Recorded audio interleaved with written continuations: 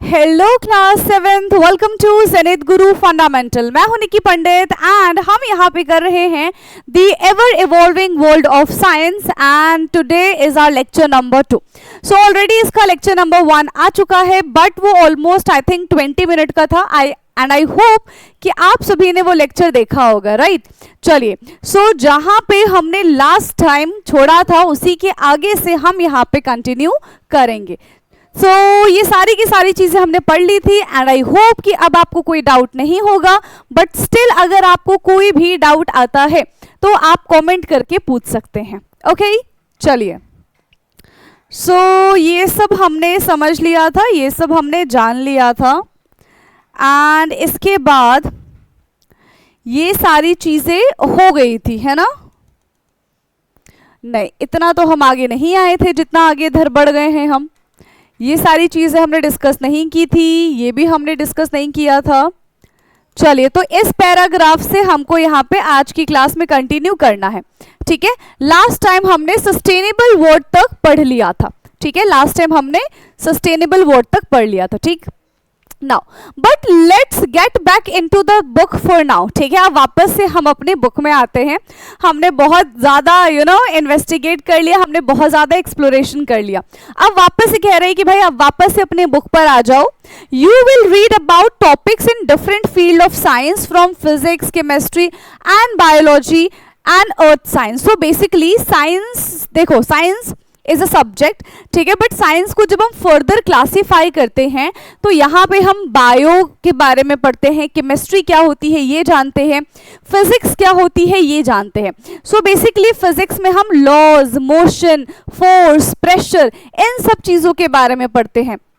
Bio में हम molecules, not molecules, bio में हम प्लांट्स, एनिमल्स, ठीक है, इनके बारे में, अपने सराउंडिंग्स के बारे में पढ़ते हैं, अपने एनवायरनमेंट के बारे में पढ़ते हैं।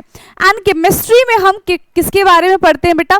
केमिकल्स के बारे में पढ़ते हैं, एटम के बारे में पढ़ते हैं, मॉलिक्यूल के बारे में पढ़ते हैं। तो ये हम केमिस्ट्री में पढ़ते हैं, ठीक है? एंड यहाँ पे एक और है अर्थ साइंस, जिसमें हम अपनी यूनिवर्स के बारे में जानते हैं, स्टार्स के बारे में जानते हैं, मून के बारे में जानते हैं एंड अदर प्लैनेट्स के बारे में जानते हैं, ठीक है? While they might appear as different chapters, और ये आपको हर चीज ना अलग अलग चैप्टर में पढ़ने के लिए मिल जाएगी। Just as we had said in grade 6, they are all interconnected, है ना? ये सारी की सारी जो चीजें हैं बेटा, ये सब के सब क्या हैं? ये सब के सब इंटरकनेक्टेड हैं। क्या होते हैं ये सब के सब इंटरकनेक्टेड होते हैं। क्लियर है? अब इंटरकनेक्टेड होने से क्या हो जाएगा? तभी तो आप चीजों को बहुत आसानी से समझ पाएंगे। क्लियर? चलिए, so they are all interconnected. Scientific ideas in one area often inspire the discoveries in the other और at least allow us to ask question in another areas. तो देखो, जिस भी फील्ड में आप हैं या फिर जिस भी चीज में आपका इंटरेस्ट है, ठीक है, जब आप उस चीज को पढ़ते हैं, उस चीज के बारे में जानते हैं, ठीक है, तो आपकी क्यूरियोसिटी बढ़ती है एंड आप उससे क्वेश्चन पूछते हैं जो भी आपकी ऑब्जर्वेशन रही है, ठीक है? कुछ चीजें ऐसी हो सकती हैं कि जो आपके फील्ड ऑफ इंटरेस्ट की नहीं है, ठीक है, लेकिन अगर आपने उस चीज को ऑब्जर्व किया है तो डेफिनेटली आपके दिमाग में कुछ ना कुछ तो क्वेश्चंस आएंगे जो आप अपने एल्डर्स से पूछ सकते हैं। सो let us take a quick journey through our book for this year. We will start by looking at the properties of the material around us. तो सबसे पहले यहाँ पे हम किसके बारे में बात करेंगे? Properties of material around us, यानी कि हमारे आसपास जिस भी टाइप का मटेरियल है, ठीक है, उनकी प्रॉपर्टी क्या है। फॉर एग्जाम्पल, हमारे पास बुक्स हैं, नोटबुक्स हैं, तो नोटबुक्स एंड बुक्स की बेसिकली वो किस मटेरियल से मिलके बने हैं, ठीक है? वो जो ऑब्जेक्ट है वो किस मटेरियल से मिलके बने? हमारे पास टेबल है, चेयर है, फैन है, तो वो किस मटेरियल से मिलके बने हुए हैं। तो इस तरीके से यहाँ पे हम मटेरियल को क्लासिफाई करना भी सीखेंगे। Mostly the things we experience but perhaps never ask questions about. देखो, हमारे आसपास बहुत सी चीजें ऐसी हो रही होती हैं, ठीक है, जिनको हम ऑब्जर्व तो कर लेते हैं बट इतना ध्यान नहीं देते और इसी वजह से उनसे रिलेटेड कभी क्वेश्चंस नहीं पूछते, या फिर कभी ना कभी हमारे दिमाग में क्वेश्चंस आया होता है बट उसके बाद भी हम किसी को कंसल्ट नहीं करते, किसी को पूछते नहीं हैं। एंड कुछ टाइम के बाद पता है क्या होता है? हम खुद ही भूल जाते हैं कि भाई हमने कुछ ऐसा सोचा भी था, है ना, हम खुद ही भूल जाते हैं, हम खुद ही इंटरेस्ट नहीं लेते। तो ये चीज़ कब होती है? जब हमारे अंदर क्यूरियोसिटी नहीं होती किसी भी चीज़ को जानने की।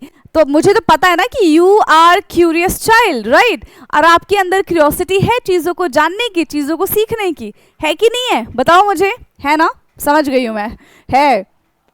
Why are some fruits sour? कुछ जो फ्रूट्स होते हैं आपने भी खाए होंगे ना, कुछ फ्रूट्स होते हैं जो टेस्ट में खट्टे खट्टे खट्टे होते हैं, एंड कुछ फ्रूट्स जो होते हैं वो खट्टे मीठे होते हैं, कुछ फ्रूट्स जो होते हैं वो सिर्फ मीठे होते हैं, राइट। तो ऐसा क्यों है भाई? ये इनमें जो खट्टापन आ रहा है फ्रूट्स में, वो कहाँ से खट्टापन आ रहा है? क्या कभी आपने ऐसा सोचा है? हाँ, क्या कभी आपने ये चीज़ सोची है? नहीं सोची होगी, राइट, कि देखो आम जो है जब वो कच्चा होता है तो बहुत ज़्यादा खट्टा होता है, लेकिन जैसे ही वो पक जाता है, कुछ कुछ आम जो है वो बहुत मीठे हो जाते हैं, एंड कुछ आम पकने के बाद भी हमको खट्टे लगते हैं। तो वो उनका खट्टा टेस्ट कहाँ से आता है? ठीक है, इसके बारे में हम कभी भी रिसर्च नहीं करते हैं, जबकि हमको करना चाहिए। Clear? What happens when we wash a haldi stain on our school uniform? मान लो कि आप सुबह सुबह, है ना, स्कूल जाने के टाइम पे कड़ी खा रहे हो, एंड कड़ी खाते खाते कड़ी आपके ड्रेस पे गिर गई। ठीक है, आपने क्या किया, जल्दी से जहाँ पे भी कड़ी गिरी थी वहाँ पे आपने साबुन ऐसे रगड़ दिया। अब आप क्या देख रहे हो कि भाई ये कड़ी का स्टेन छूटने की बजाय इसका कलर चेंज हो गया। पहले कड़ी येलो कलर की थी, जैसे ही आपने उस पर सोप लगाया अब वो रेडिश ब्राउन कलर की हो गई है। ठीक है, तो ये चेंजेस भी आपको देखने के लिए मिलेगा।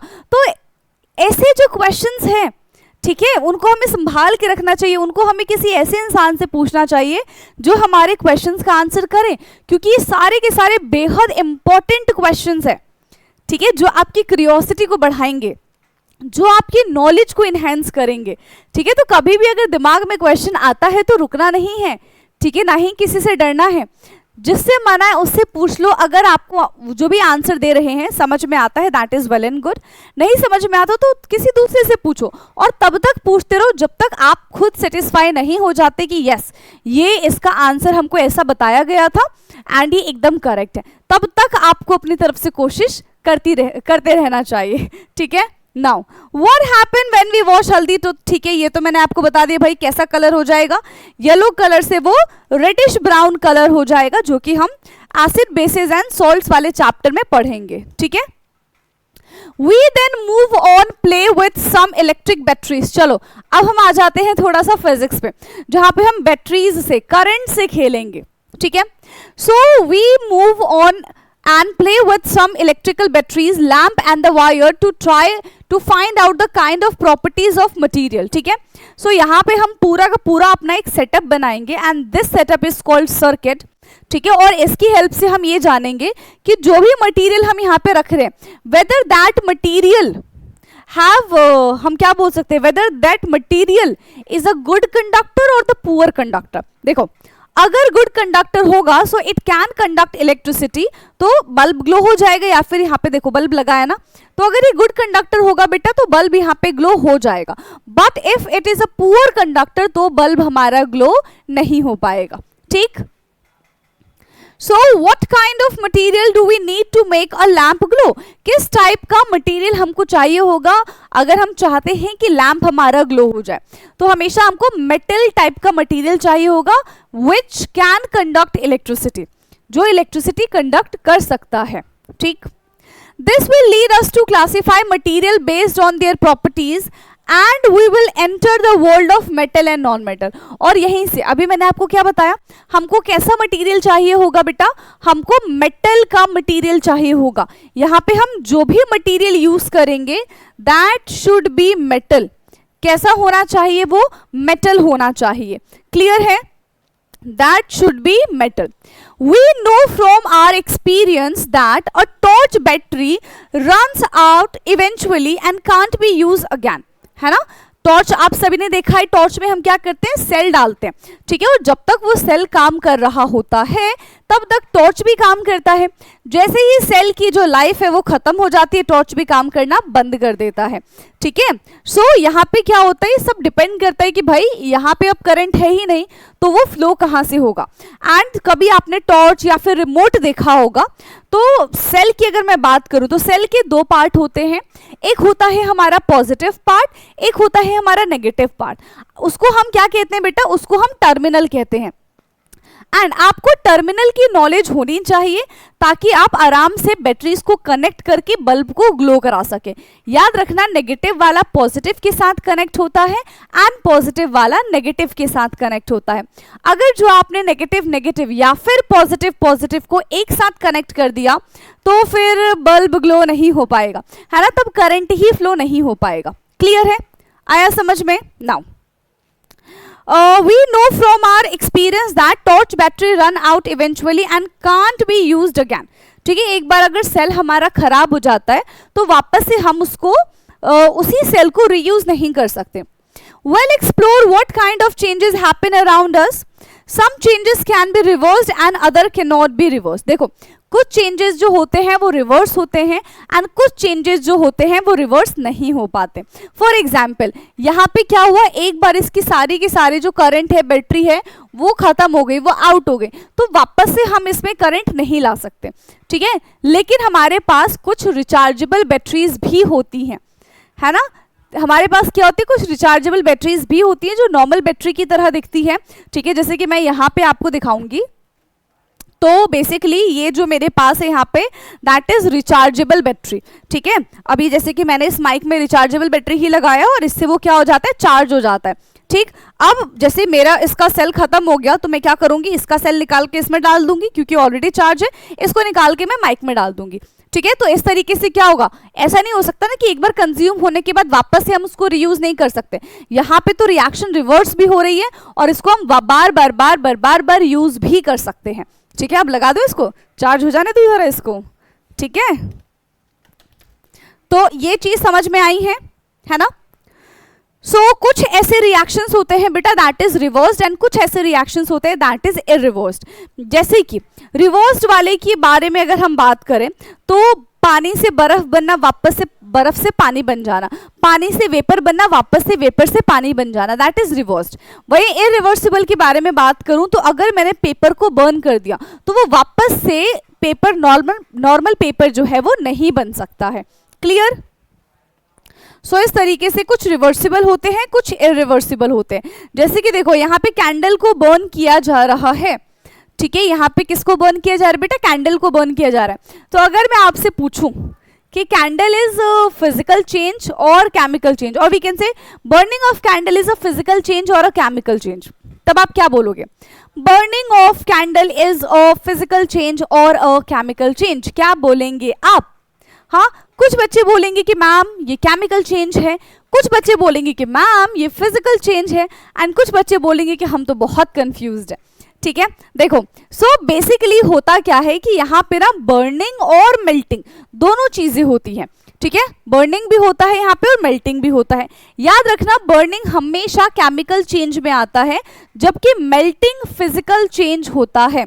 तो इसीलिए अगर इन फ्यूचर कभी भी कोई भी आपसे ये पूछे कि कैंडल फिजिकल चेंज शो करता है या फिर केमिकल चेंज शो करता है, तो आपको क्या कहना है बेटा कि कैंडल जो है वो दोनों के दोनों चेंज शो करता है।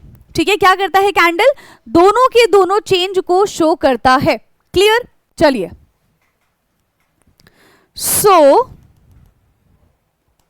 देखो, batteries run out, ice melt into water, fruits ripen, rock break into pebbles, but what kind of changes are these? ये किस टाइप के चेंजेस हैं? तो जैसे कि देखो, बैटरी रन आउट, अभी डिपेंड करता है कि what kind of batteries we have. ठीक है, नॉर्मल जो हमारे घड़ी में बैटरीज लगती हैं, सेल लगता है, अगर वो है तो वो इरिवर्सिबल नहीं हो सकता, उसको रिवर्स नहीं कर सकते। बट जैसा बैटरी अभी मैंने आपको दिखाया दैट इज रिवर्सिबल, है ना, डिस्चार्ज हो गया वापस से चार्ज कर दो। हमारे फोन की भी बैटरी तो वही है ना, हम सुबह सुबह उठ के रील्स देखने लग जाते हैं, शॉर्ट्स देखने लग जाते हैं, फिर हमारी जो बैटरी है वो डिस्चार्ज हो जाती है, तो हम क्या करते हैं, वापस से उसको चार्ज कर देते हैं। करते हैं कि नहीं करते? कर देते हैं। ठीक है, वापस से हम उसको क्या कर देते हैं बेटा, चार्ज कर देते हैं, right. So that is reversible. Ice melt into water, ये भी हमारा रिवर्सिबल है। फ्रूट्स राइपन, ये हमारा इरिवर्सिबल है। ठीक है, रॉक ब्रेक इनटू पेबल्स, अब वापस से पेबल से उसका उल्टा तो नहीं बना पाएंगे। ठीक है, कुछ देखो यहाँ पे ऐसे रिएक्शंस है जो कि बहुत फास्ट होता है व्हेन थिंग्स आर हीटेड, है ना, जब हम चीज़ों को हीट करते हैं, उसको टेम्परेचर प्रोवाइड करते हैं, तो रिएक्शन थोड़ी सी कैसी हो जाती है बेटा, रिएक्शन थोड़ी सी फास्ट हो जाती है। We will look at how heat flow, तो यहीं से हम जानेंगे कि हीट किस तरीके से फ्लो होती है। ये चीज़ ना मैंने आपको ब्रिज कोर्स में भी बताया था, याद है? हाँ याद है ब्रिज कोर्स। ब्रिज कोर्स में बेटा मैंने आपको बताया था कि mode of transfer of heat, ठीक है, जहां पे हमने 3 मोड के बारे में जाना था। कौन कौन से थे 3 मोड? एक होता था हमारा कन्वेक्शन, कंडक्शन एंड रेडिएशन। तो ये सारी की सारी चीजें डिटेल में हम विद इन अ चैप्टर पढ़ेंगे। ये तो सिर्फ ओवरव्यू है पूरे बुक के चैप्टर्स का। Whether it is melting of an ice cube in a glass or a melting of a glacier, water is of course everywhere. हर जगह पानी ही पानी है ना? And with the heat of the sun, it evaporates from the seas and fall as a rain, perhaps trickling down the ground somewhere far away. See, सबसे पहले देखो बेटा यहाँ पे क्या हो रहा है कि सन की टेम्परेचर की वजह से जितना भी सरफेस का पानी है, सबसे पहले तो वो इवापोरेट हो रहा है। इवापोरेट होकर वो क्या गया, वेपर की फॉर्म में ऊपर चला गया। फिर वहां पे टेम्परेचर कम होने की वजह से वो जो वेपर था वो कंडेंस हो जाता है, ठीक है, उसका कंडेंसेशन हो जाता है ना, एंड वो क्या बनाता है, एक क्लाउड का फॉर्मेशन करता है। जब वो ही क्लाउड बहुत ज़्यादा हैवी हो जाता है तो वो प्रेसिपिटेशन शो कर देता है, यानी कि बारिश हो जाती है, ठीक है। किस किस की फॉर्म में बारिश हो सकती है, किस किस की फॉर्म में, स्नो की फॉर्म में, हेल की फॉर्म में, रेन की फॉर्म में, तो इन सब की फॉर्म में बारिश हो जाती है। और जहां से पानी आया है, ठीक है, तो वहां पे वापस से उसका जो ग्राउंड वाटर लेवल है वीकेंड से वो रिचार्ज हो जाता है। तो ये चीजें जो है वो बैलेंस रहती है, मेंटेन रहती है, एंड इसी को हम पूरा वाटर साइकिल कहते हैं। क्या कहते हैं बेटा, इसी को हम पूरा वाटर साइकिल कहते हैं, ठीक। नाउ तो देखो यहाँ पे पूरा ये हमको वाटर साइकिल के बारे में बताया गया है। नाउ देखो, however it isn't just change in material around us that we see or hidden changes in water that we do not see. As we are growing our bodies are changing as well, है ना। जैसे कि plants and इनके जो roots हैं, ठीक है, soil है, इनमें हमको इतना ज़्यादा चेंजेस हम नॉर्मल नहीं ऑब्जर्व कर पाते, ठीक है, लेकिन यहाँ पे कुछ चीज़ें हिडन है। अब वो हिडन क्या है, जैसे कि water that we do not see, इसके पास, इसके बॉडी पार्ट्स में, प्लांट्स की बॉडी पार्ट्स में पानी प्रेजेंट होता है जो कि हमको दिखाई नहीं देता। इनके पास इनका खाना भी प्रेजेंट होता है जो कि हमको दिखाई नहीं देता है, right. Our bodies are changing rapidly, उसी तरीके से प्लांट्स की भी जो बॉडी है वो रैपिडली ग्रोथ करती है, रैपिडली चेंज होती रहती है। पर क्यों? Not just as human, there are life processes that are essential to all the animals for their survival. तो ये जो पूरे day to day life activity है, ये सिर्फ और सिर्फ ह्यूमंस के लिए एप्लीकेबल नहीं होती, ये हर उन एक क्रिएचर्स के लिए है, ठीक है। किसके लिए? ये हर उन एक क्रिएचर्स के लिए हैं जो हमारे अर्थ पे सरवाइव करते हैं, जो हमारे अर्थ पे रहते हैं। वो ब्रीथ कर सकते हैं, वो खाना बनाएंगे, खाना खाएंगे, पानी पिएंगे, हर अपना एक फंक्शंस को परफॉर्म करेंगे। तो ऐसा नहीं है कि सिर्फ ह्यूमंस के पास ही ये राइट है कि वो सारे के सारे फंक्शंस को परफॉर्म कर सके। प्लांट्स एंड एनिमल्स भी वो सारे के सारे फंक्शन परफॉर्म करते हैं जो एनिमल्स, जो मतलब ह्यूमन बीइंग करते हैं, ठीक है। To grow we have to eat and breathe. Of course, अगर हम ग्रो होना चाहते हैं, हम हेल्दी रहना चाहते हैं, तो हमको क्या करना चाहिए? हमें अच्छा बैलेंस डाइट खाना चाहिए, हमको खुले आसमान में अच्छी हवा ब्रीथ करनी चाहिए। Blood has to circulate the nutrients from the food all over the body and so on. और हमने जो भी खाना खाया है, ठीक है, हमने जो भी खाना खाया है, तो ब्लड क्या करता है, उसमें से जितने भी न्यूट्रिएंट्स प्रेजेंट होते हैं, ठीक है, वो हमारे पूरी बॉडी तक पहुंचाने का काम करता है। और इसी से हम ये डिसाइड करते हैं कि हाँ, हम बहुत ज़्यादा एनर्जेटिक हैं या फिर बहुत ज़्यादा हम ऐसे लेजी है, लेथार्जिक है, ठीक है। तो कितना अमाउंट ऑफ ऑक्सीजन हमारी बॉडी में प्रेजेंट है, ये उस पर भी डिपेंड करता है, ठीक है बेटा। Now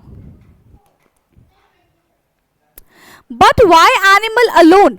don't plant also need food to grow? Yes, जिस तरीके से एनिमल्स को फूड की ज़रूरत होती है ग्रो करने के लिए, उसी तरीके से प्लांट्स को भी फूड की जरूरत होती है ग्रो करने के लिए, ठीक है। How do they get their food, अब वो अपना खाना कैसे बनाते हैं, yes. Do they also breathe, yes.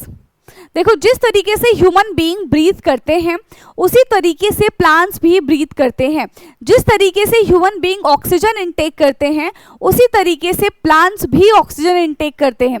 जिस तरीके से human being carbon dioxide release करते हैं उसी तरीके से प्लांट्स भी कार्बन डाइऑक्साइड रिलीज करते हैं। अब बहुत सारे बच्चे बोलेंगे कि मैम आप तो गलत बता रहे हो, प्लांट तो ऑक्सीजन नहीं लेता है, प्लांट्स तो ऑक्सीजन देता है। यस बेटा यू आर राइट, ठीक है। बट आपसे मेरा एक क्वेश्चन है, क्या खाना खाते खाते आप सांस लेना भूल जाते हो? हाँ, अब तो मैं आपसे ये बोलूँ कि भाई आप तो रोटी खा रहे हो तो आपको ये ऑक्सीजन की क्या जरूरत है ना, आप तो पानी पी रहे हो तो आपको ऑक्सीजन की क्या जरूरत है? बट आप क्या बोलोगे, कैसा क्वेश्चन है मैम? हमें हर चीज करने के लिए हम हर चीज कर लेते हैं बट साथ ही साथ हम ब्रीद इन ब्रीद आउट भी तो करते रहते हैं। तो सेम चीज बेटा प्लांट्स के साथ भी है, ठीक है। प्लांट्स का एक प्रोसेस होता है दैट इज फोटोसिंथेसिस, लेकिन प्लांट्स हमारी तरह क्योंकि लिविंग ऑर्गेनिज्म है, लिविंग कैटेगरी में आ रहा है, तो प्लांट्स भी ब्रीद इन ब्रीद आउट करते हैं एंड वो सेम चीज ही ब्रीद इन ब्रीद आउट करेंगे जो हम करते हैं, ठीक है। बाकी साथ ही साथ वो अपना फोटोसिंथेसिस का प्रोसेस भी कंप्लीट करते रहते हैं। क्लियर है? आया इतना समझ में? हाँ। Now how over the time that life has evolved on our planet Earth, it has figured out how to do this in a beautiful and carefully balanced way. Oh, but what is time? अब हम यहाँ पे किसके बारे में आ रहे हैं? अब हम यहाँ पे टाइम के बारे में पढ़ रहे हैं, ठीक है। टाइम, घड़ी आप सबको देखने आती है ना, मैं मान रही हूँ कि तुमको आता है, ठीक है। बिल्कुल अच्छा बढ़िया ढंग से आपको घड़ी देखने आती है, ठीक। नाउ तो यहाँ पे अब हम कुछ क्लॉक्स के बारे में बात करेंगे, कुछ वॉल क्लॉक के बारे में बात करेंगे, कुछ रिस्ट वॉचेस के बारे में बात करेंगे, कुछ अल्ट्रा लेवल के वॉचेस के बारे में बात करेंगे, ठीक है। क्लियर है? नाउ ये जो देखो यहाँ पे वॉच दे रखा है दैट इज वेरी ओल्ड, ठीक है। इसको क्या कहते हैं हम? पेंडुलम कहते हैं। क्या कहते हैं यहाँ पे? ये जो ऐसे ऐसे घूमता है, ठीक है, ये जो ऐसे ऐसे घूमता है दैट इज कॉल्ड पेंडुलम। क्या बोलेंगे बेटा? पेंडुलम बोलेंगे। सो The wall on a wrist watch tell us the time and how it passes, ठीक है। बताता है कि भाई टाइम कितना हुआ है और तुमने 1 घंटे 2 घंटे क्या किए, ये हमको ये चीज भी रिमाइंड करवाता है। We get prepared to school in a morning and are ready to sleep at the night, but have you thought about how we measure time and how fast does something happen? Yes, time को बेटा major करने के लिए basically अलग अलग units present होते हैं, but अगर आपसे कोई एक यूनिट पूछे, वो भी बहुत इंपॉर्टेंट यूनिट पूछे, तो आप क्या बताएंगे? That is second. टाइम की यूनिट कितनी होती है बेटा? क्या होती है? सेकेंड होती है। क्या होती है? सेकेंड होती है, ठीक है। सो आज के लिए हम इतना ही रखते हैं, है ना। अब एक क्लास और लगेगी और फिर हमारा जो चैप्टर है वो खत्म हो जाएगा, ठीक है। यहां तक हमने पढ़ लिया है। ये क्या करें, अभी खत्म कर लें क्या? नेक्स्ट क्लास का वेट करना है आपको? हाँ, क्या बोलते हो? नेक्स्ट क्लास का वेट करना है इतना पढ़ने के लिए? हाँ, या फिर कर ले, बहुत डीप में पढ़ लेंगे, है ना। चलो, तो नेक्स्ट क्लास का हम वेट कर लेते हैं। यहाँ पे लेक्चर 3 में आपको ये सारी चीजें मिलेगी, ये सारी, ठीक है। लेक्चर 3 में हम पूरा का पूरा चैप्टर जो है अपना वो फिनिश कर लेंगे। ओके, सो आज के लिए इतना काफ़ी है। And one more important thing कि बेटा देखो, अभी हमारा यूट्यूब पे क्लास तो चल रहा है नो डाउट, बट यहाँ पे आपको सिर्फ और सिर्फ साइंस की क्लास मिल रही है। लेकिन अगर आप चाहते हैं कि आपको साइंस एंड मैथ्स दोनों क्लास करनी है, ठीक है, एंड अगर आप केवी के स्टूडेंट हैं तो हमारे लिए बेटा केवी का एक अलग से बैच चलता है जिसमें सिर्फ और सिर्फ केवी के स्टूडेंट्स ही जुड़ते हैं। एंड ऑलरेडी इससे रिलेटेड पोस्ट मैंने यूट्यूब पे डाल रखा है, आप वहाँ पे भी जाके देख सकते हैं। दूसरी चीज़ कि आप जिस ग्रुप में जुड़े होंगे उसमें भी हमने इन्फॉर्मेशन डाल रखी है। अगर आप चाहते हैं कि आपका ऑनलाइन पेड बैच हो जाए जिसमें आपको साइंस मैं पढ़ाऊंगी, मैथ्स की अलग फैकल्टी है, मैथ्स सर पढ़ाएंगे, प्रथम सर, ठीक है, तो आप एनरोल कर सकते हैं। गिवन नंबर पे आप मैसेज ड्रॉप कर सकते हैं, अपने स्कूल का नाम, ठीक है, और अपनी क्लास विद योर नेम, ठीक है, फिर हम आपसे खुद ही कनेक्ट कर लेंगे। ओके चलिए, तो आज के लिए इतनी इन्फॉर्मेशन काफ़ी थी, बाकी का डिस्कशन हम करेंगे अब अपने नेक्स्ट क्लास में। तब तक के लिए पढ़ते रहिए। Thank you so much. Good night everyone, bye bye, take care.